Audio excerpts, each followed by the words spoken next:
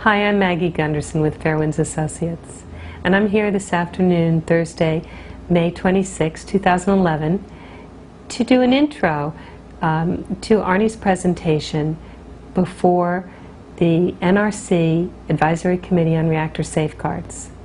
This afternoon, the ACRS held a special meeting to assess the status of the ongoing multiple accidents at the Fukushima nuclear plants. Unfortunately, whether intentionally or unintentionally, Arnie's presentation was interrupted continuously by whispering and rustling of many different papers. While the government and industry participants enjoyed nearly 2 hours of allotted time to present, Fairewinds was granted only 5 minutes. You'll see for yourself how tough it is as an individual or an expert witness to testify to the NRC. Mr. Gunderson, you have 5 minutes. All right, thank you very much. Good afternoon, Mr. Chairman and members of the Advisory Committee on Reactor Safeguards. I speak to you today as the Chief Engineer of Fairewinds Associates. I have not been retained by any group to make a statement at this meeting. Although there are many issues that must be resolved as a result of the nuclear accidents at Fukushima, I'll focus on the single issue of containment integrity in the brief time you've allotted me. I first wrote to you, the ACRS, in 2000... Yes? Mr. Gunderson, we're having some difficulty hearing you. So if you try to... I'll call her on the phone line. Sort of speaking into a microphone, try to minimize... Don't put the paper between you and the speaker. Any physical contact with the microphone. I'm sorry. Is this better? Yes, yes. Okay. Okay. Please proceed. Okay. I first wrote to you, the ACRS, in 2005 to express my concerns on Vermont Yankee and the net positive suction head waiver the ACRS had granted to Vermont Yankee. In 2008, Fairewinds was retained by CCAM to analyze the Millstone 3 containment. I spoke twice to the ACRS regarding my belief that the containment volume to power ratio at Millstone was the smallest of any Westinghouse 4-loop plant. At that meeting, the ACRS was told by the NRC that it does not have the capability to analyze containment systems. In 2009, Citizen Power...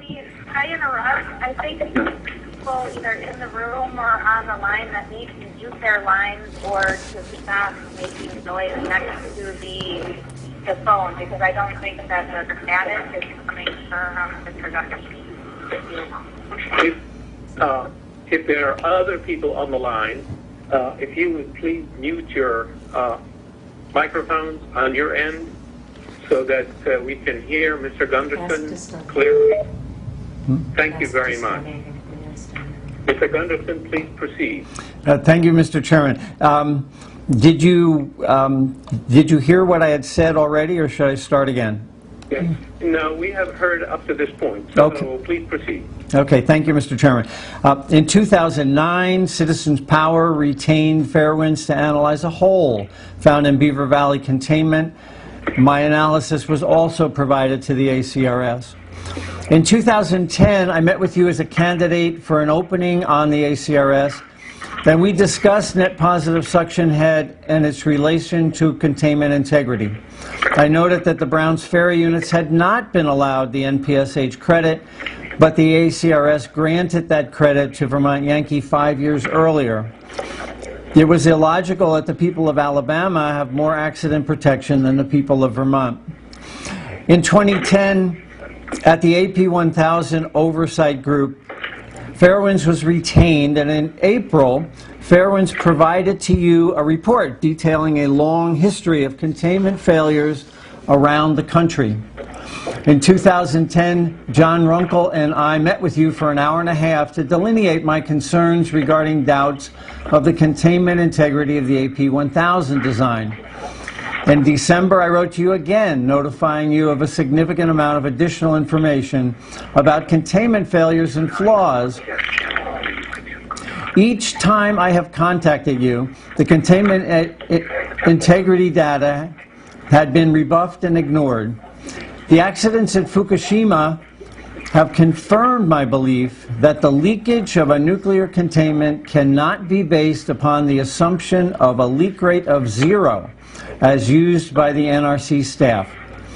Just this week, Tokyo Electric has finally acknowledged that all 3 Fukushima Mark I containment systems are leaking significant radiation into the environment, and at least units 1 and 2 began leaking on the first day of the accident. Unfortunately, the possibility of such containment failures, to which I alerted you for the last 6 years, has been proven correct. It's no surprise to me that the containment systems have a long history of leaking and have now failed 3 times at Fukushima, yet it apparently comes as a major surprise to the NRC. The ramifications of the nuclear reactor containment leakage and failure of the NRC and this body must consider are: 1. The SAMDA analysis for the Westinghouse AP1000 design is based upon false calculations that there is 0 probability of a containment leak of any magnitude.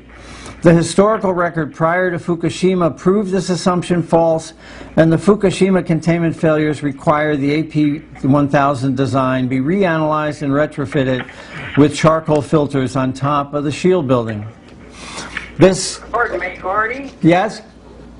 People, this is Jim Warren. Can you hear me? Yes, I can. I apologize for interrupting, but there is so much noise on the phone bridge. It's obvious that some people are not listening, and others that are on the phone cannot hear the presentation. Sir, I have asked all others, except for Mr. Gunderson, to mute their phones so that we can hear him without interruption. Thank you. That's all I'm asking, is that we can all hear him and that we all listen. Thank you. The ACRS has granted net positive suction heads credits to numerous reactors around the country in violation of Regulatory Guide Number 1. Today, in a simple stroke of the pen, the ACRS can acknowledge this erroneous decision by requesting the NRC staff to revise the licenses of reactors so that every reactor is in compliance with Regulatory Guide 1. And with this simple one stroke of a pen, you can make all the reactors immediately safer than they are today. 3. Everyone sitting at the ACRS today knows that the pressure suppression containments on GE BWRs were inadequate when they were first designed. As a result of that design inadequacy, boiling water reactor containment vents were added in 1989 to prevent containment overpressurization. Currently, there are 23 Mark I containment systems in operation. All Mark I's have vents that were added as a Band-Aid fix. Events at Fukushima show that this fix did not work. I urge the ACRS to evaluate containment venting to determine whether or not any of these reactors should be allowed to continue operation. 4th, the ACRS should stop license renewals of any BWR until the Fukushima accidents have been completely analyzed. For the record, and finally, Fairewinds finds it disconcerting that both NEI and DOE have been granted an hour to make a presentation to this body when NEI and DOE have responsibility for promotion of nuclear power. I brought these containment integrity issues to your attention for more than 6 years. In closing, I strongly suggest that each of you as members evaluate the bias you bring to the table when listening to experts with whom the nuclear industry disagrees. Thank you for your time, Mr. Chairman. I'll gladly brief you in detail if you choose. Thank you, Mr. Gunderson. We would appreciate it if you provide your comments in a written form. I will send them to Dr. Ed Hackett this afternoon. Thank you very much. Okay.